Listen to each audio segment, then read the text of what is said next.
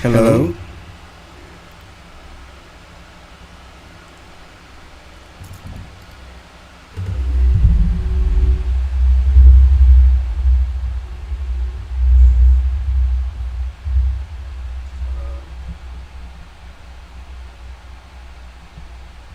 All right, I'm working out the kinks on this, so bear with me.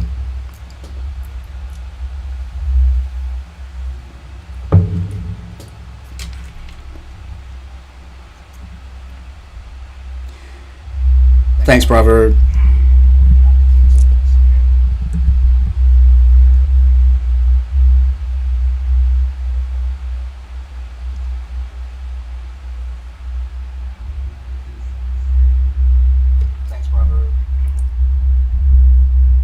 Hey, Christina.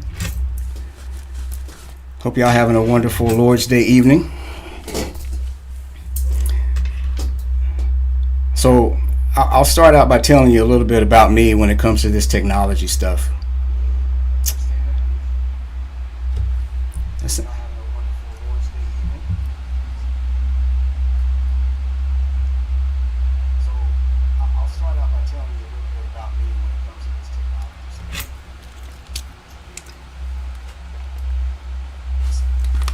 Let me know if y'all can still hear me.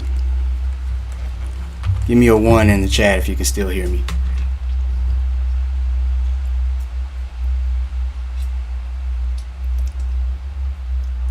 So there's a bit of a delay because I don't use the big dollar solutions like Ecamm and what's the other one? I can't remember what the other one is. A lot of people StreamYard and stuff like that.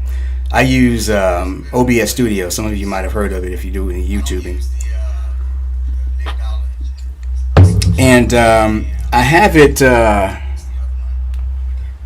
connected to my YouTube channel.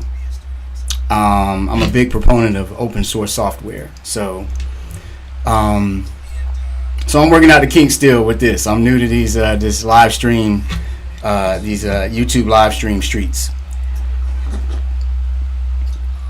But you saw the title, regard no one according to the flesh. I had an experience on social media the other day, and I just wanted to share my thoughts about it.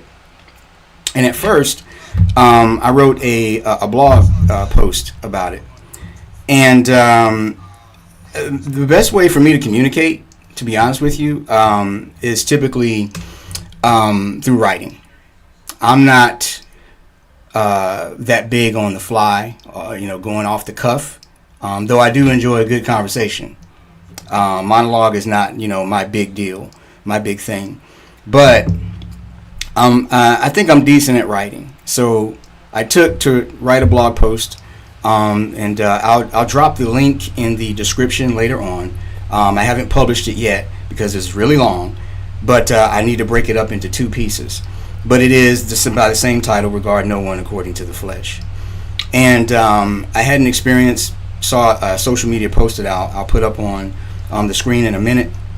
And I had an initial response to it, but then I sat and thought about it. And thought, maybe I shouldn't have had that response to this. But without any further ado, I'll go ahead and play it. You might have heard about this, maybe you haven't. But what a time to be alive. The stuff that we hear and see and the things that people say publicly. It can be interesting, it can be funny, it can be thought-provoking, it can be disheartening, unfortunate, a lot of things. So I'm going to see if I can go ahead and put this up here and let you watch it and listen, and then I'll come back and then I'll just kind of go through at least the first portion of that blog post and read it, and as I read and as I think to stop and talk about things and elaborate, I'll do that. So without any further ado, this is the motivation, this is the inspiration for the blog post and subsequently this YouTube Live. There's massive drama between Florida A&M and Alabama State right now after a PA announcer called the Alabama State plus-size dance team the new face of Ozempic. So this past weekend, Florida A&M and Alabama State played a football game. During a television timeout, the plus-size dance team known as the Honeybees from Alabama State performed. And after they were finished performing, this guy right here, he's been the PA announcer for Florida A&M for 50 years. He said over the loudspeaker to the whole stadium, "Thank you, Honeybees. And I would like to announce you are now the new face of Ozempic." Congratulate them. They're now the new face of Ozempic.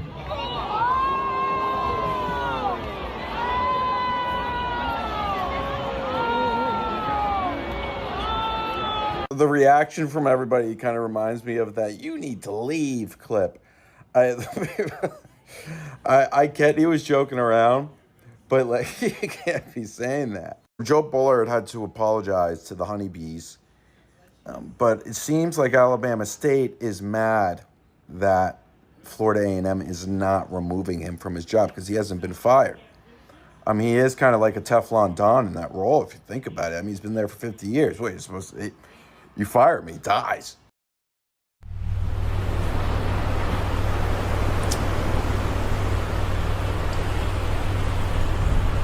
So there it was. Let me know. Give me a 1 in the chat if you can still hear me. Again, I'm still working out these kinks in this software. I'm trying not to pay for any software. I'm trying my best. I may have to eventually, but I'm gonna see how this works.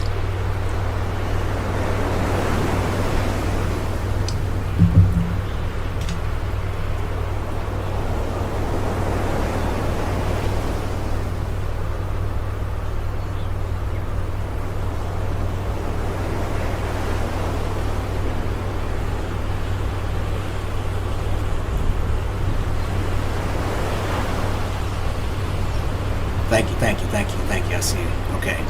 So you can still hear me. So this is the blog post. Regard no one according to the flesh. And again, this was a social media event that took place. You hear the ocean proper. Sorry about that, man. It might be my what is it? My fan. Hold on. I think I might have a clip. Let's see. I think there may actually be. Give me a second.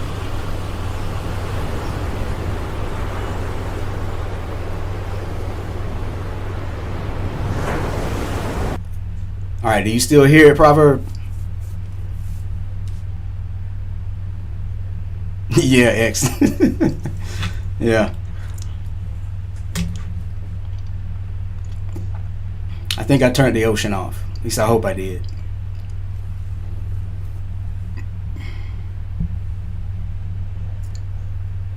But this is the blog post.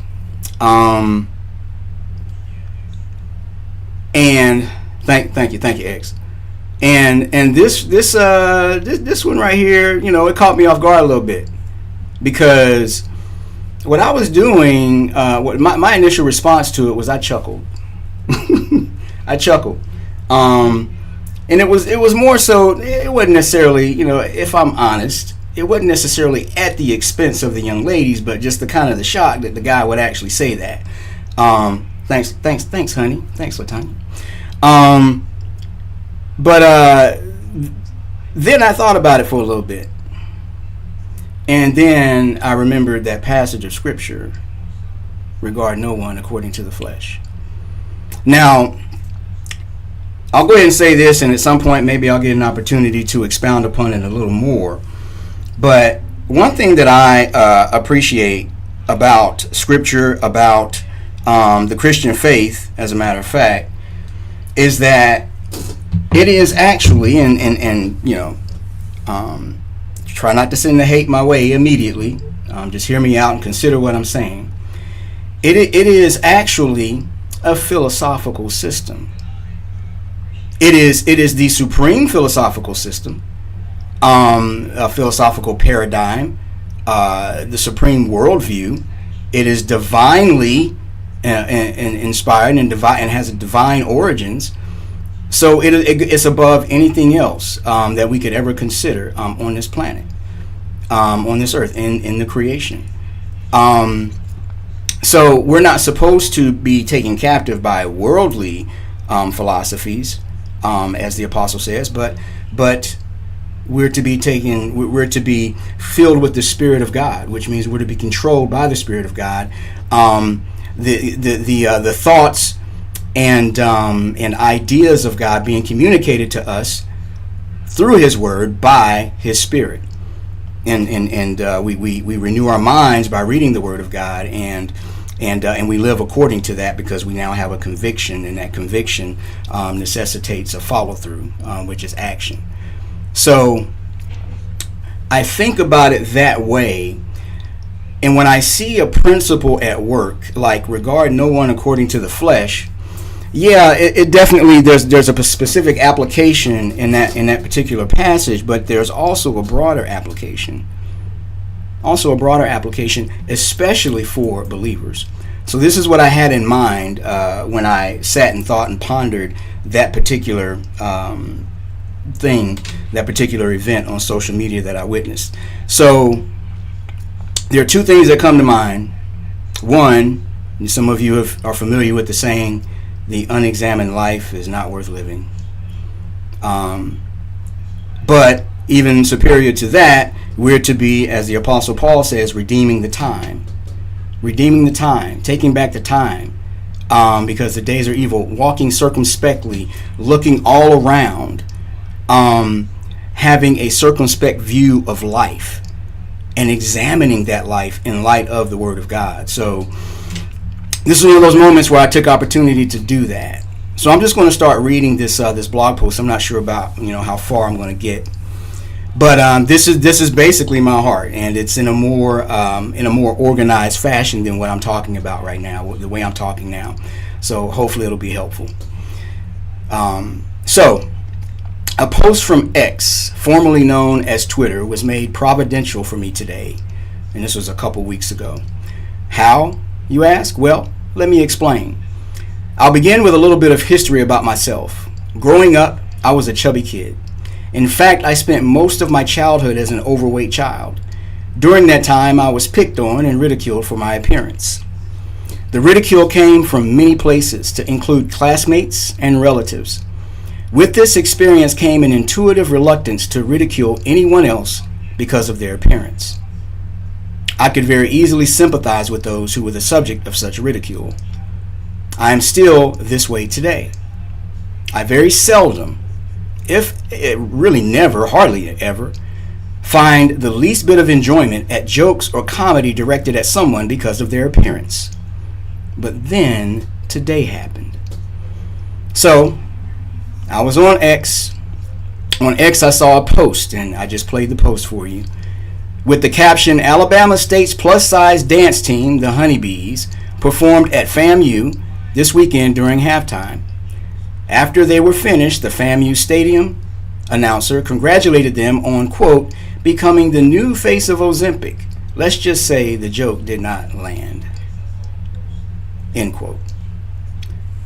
If you decide to view the post, I just showed it to you, but there's a link. If you can see the little hyperlink there's a link, so that'll be on the blog post when I publish it. But if you decide to view the post, you can hear the crowd sneer and boo at the joke. Upon my first glance, I wish I could say it also did not land with me. I wish, but it did, unfortunately. Unfortunately, in the immediate, I chuckled. I thought it was somewhat witty, but not entirely, considering how common this humor is nowadays. My laughter mostly came from, again, the shock of hearing the announcer say this. But then came the reflection. By God's grace, it did not take me long to connect the dots. Did I let my guard down for a bit? Did I not, as some of you know that I'm known for saying, did I not guard my heart from such base amusements? Had I become desensitized to demeaning humor? It became, for me, a heart check. It was indeed providential. So now I share my reflections with you. So a few scriptures came to mind as I examined my own heart in the matter. And bear with me for this. Will be lengthy. But I won't keep you too long. I'm not I'm not my brother Seiko, so I shouldn't be here for a couple hours. It should be only maybe an hour at the most. Yeah, X, I believe that was Socrates. The unexamined life is not worth living. So a few scriptures came to mind as I examine my own heart in this matter. Bear with me, for this will be lengthy. From now on, therefore, we regard no one according to the flesh. Even though we once regarded Christ according to the flesh, we regard him thus no longer. 2 Corinthians 5:16. Now, in Paul's second letter to the believers in Corinth, he encouraged them to look toward their heavenly dwelling, beyond these mere fleshly tents and toward eternity. Matters of the eternal are to take precedent over the temporal. Matters of the spirit are to take precedent over the material, including the flesh. With this in mind, our consideration of one another should not be based on our outward appearance. It should not be. Christ did indeed come in the flesh. It was for a season and for a purpose. For him, the flesh served as a vehicle through which the world could be reconciled to himself. For us, because of our fallen state, the flesh must often become a hindrance, or often becomes a hindrance in our striving toward the deeper purpose of our lives.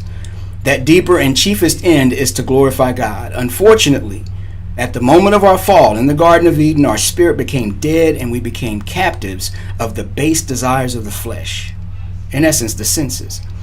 We became more concerned with what felt good than what was indeed good according to God. As believers, we are made increasingly aware of the supremacy of spiritual considerations over the flesh. Eventually, as we reach maturity, we begin to see the flesh for the hindrance it truly became. We learn to make it subject to the spirit. Rather than our spirit being dead and the flesh ravaging our lives, we reckon the flesh dead as well as live by the spirit. And I have something I got to insert there from Romans. So I'm not. This isn't complete yet. So I got to finish it and then chop it in half. With this understanding, we should also realize that a person's outward appearance should be the least of our concerns. Are there cautions and warnings we can render based on one's appearance? Certainly. So it's not that we ignore completely a person's appearance. But what is our regard? What is our concern, our considerations of it? If I see someone looking pale and winded, this would alert me of a likely medical emergency. I should either aid them or direct them to seek aid. If I see someone with their shirt on backwards and there is an opportunity for them to correct it, perhaps I should tell them.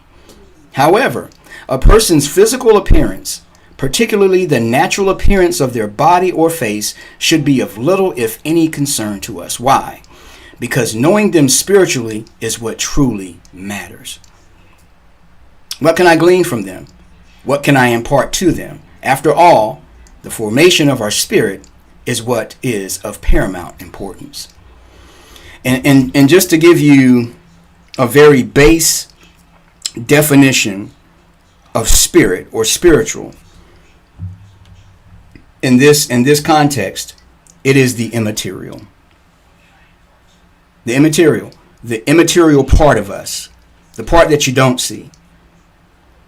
It's like I'm speaking, but you don't see my words. At least until YouTube grabs them and makes a caption out of it. But so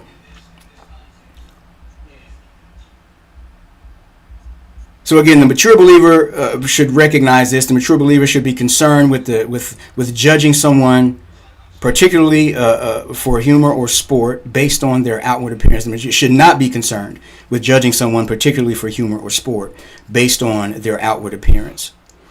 And there's a place for it. You better make sure you know someone that you're doing this with, because there's definitely a place for it. For picking, amongst friends, very close friends, we call it jonesing, and the dozens. And it can be very fun as long as everybody know it's not mean-spirited and is good-hearted. But most of the time, unless you're with that very close-knit group of friends, it's not something that it's not something that you should go to immediately. Let's just put it that way. God looks on the heart. We should look likewise. God looks on the heart, and we should look likewise. Our gaze should be fixed on either providing the remedy for a hardened heart or for recognizing and relishing in our spiritual kinship with another.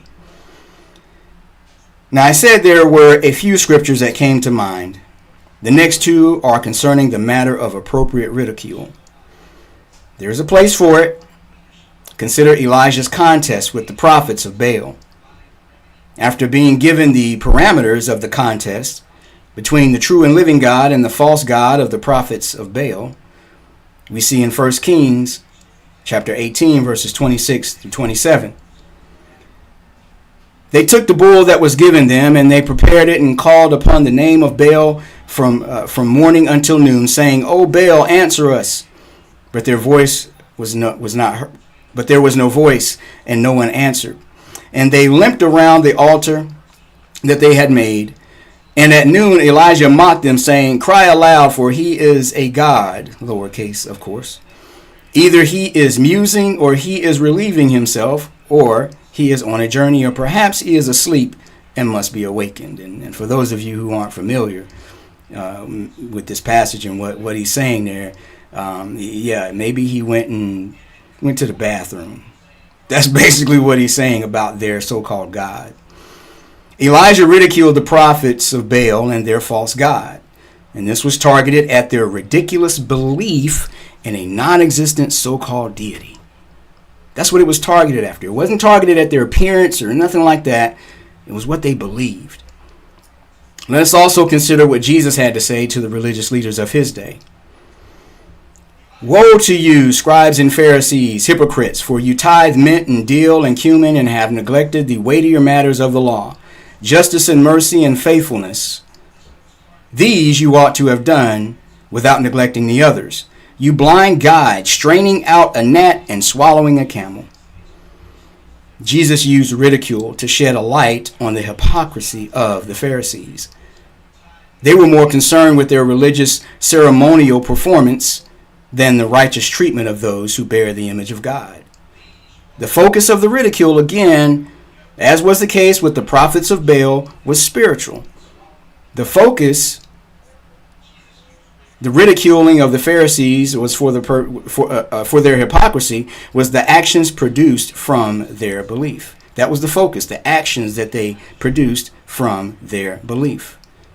The fruit of their really dead faith. In both cases, righteous ridicule is directed at the ideas and the actions they produce. And this is the appropriate use of ridicule when exposing the folly of another's thoughts or actions. I think I'm going to stop there. When we engage people and we encounter people, we, especially believers, we don't need to do it in a manner that completely ignores or seems oblivious to the fact that to the reality of the whole human being. And there are various views. I believe Brother X holds to a bipart view. There are those who hold to a tripart view when it comes to the makeup of humanity. Body and soul. Some say body, spirit, soul. And I've been reading a book by really, I would consider him a Christian philosopher by the name of Dallas Willard, Renovation of the Heart, where he goes into 6 aspects of the human experience, of the human life. And the soul is like all encompassing. Maybe one day I'll talk about that. But we need to consider that aspect of a person first, and we need to make sure we stay on that square as believers. And I know there's temptation, whether you fall, especially in these great United States of America, highly politically charged environment. You may be tempted to fall into one camp or the other, and then unfortunately some have fallen into the trap of adopting some of the same practices and some of the same philosophical approaches to engagement and to discourse that those of the world have fallen into. And here's where believers, honestly, we need to be careful about how much allegiance we give to these political and ideological factions that we live among. We have to be careful about that. And we got to make sure, even when they decide to do this, when they decide to pick on somebody because they got this kind of appearance or that kind of appearance, and look at them and ridicule them based on that, we need, as believers, know that individual has a soul. We really need to be deeply concerned about that. Dichotomy. Thank you, X. And so we need to be deeply concerned about that, because that is the target, that is the focus of our discipling. And what have we been left here to do? What did Jesus leave us here to do? What did he send the apostles out, and by extension us as well? Thank you, Eric. Thank you, X. Soul, spirit being interchangeable. Exactly, yep. What up, Dan? So, we need to be deeply concerned about that, more concerned about that than their physical appearance. And we don't need to make their physical appearance and our ridiculing of their physical appearance and the offense that could come with that a stumbling block in the way of reaching them with the message of the gospel, which is an essential component of our discipling. It's just one component. We're to be making disciples, establishing relationships with people, living life with people, imparting truth, biblical truth, the teaching them the things that Christ taught the apostles, and the apostles taught their churches and their fellowships. Exactly. Go out and make disciples, Proverbs. Exactly. So that's what we've been called to do. And this is some of in my opinion, this is some of the weight right here that can actually get in the way of us doing that. What I'm talking about right now, what that announcer did. I don't know if he claims to be a Christian or not. I have no idea. But even before we stop to laugh at something like that, take time to think, examine. Again, be circumspect, observant, be thoughtful. And that's basically what God has called us to do.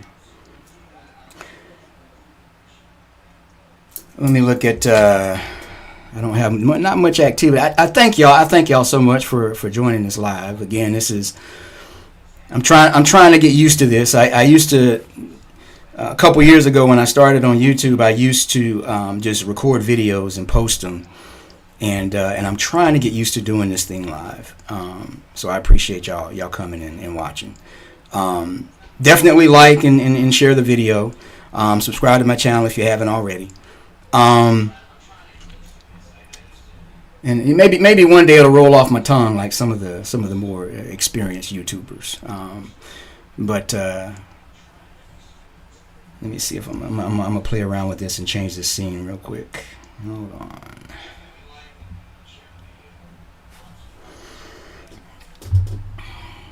See how this works out. All right, can y'all still hear me? And don't mind the guitar in the background. I've been meaning to learn to play that, and I still haven't yet. So it's not just a prop. There's intention behind it, but I still have to get to that. But what do y'all think? What do y'all think about this? Am I tracking this right? Am I viewing this right? Let me know. Yeah. Thank you, hon.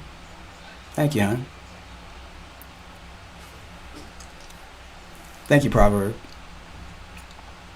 But I'll finish it out, and like I said, I got to chop this thing in half because it is pretty long, and I want to get the rest of this thought out, and hopefully I can do a live at least once a week.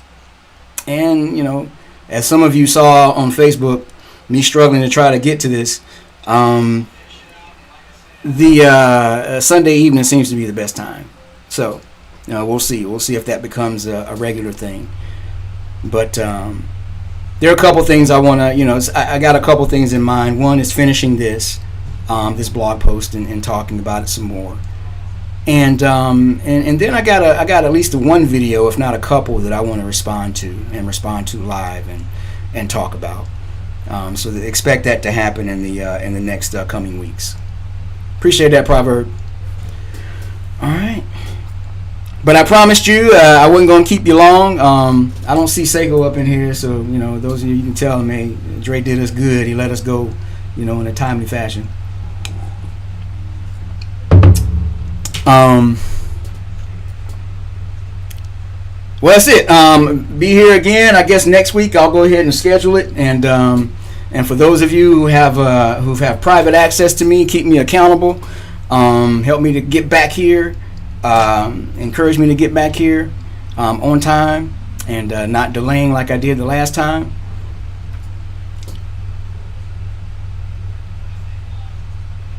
That's good. That's good, X. It was what X said. Hey, you may want to check out why playing the dozens were created in Africa and in African slave rituals.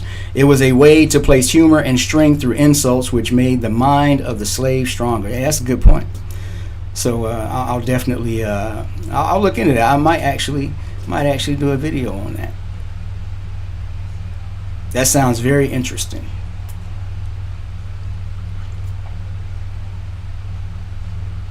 I'm all for gaining more insight. Again, walking circumspectly. So you're helping me do that, X. Thank you.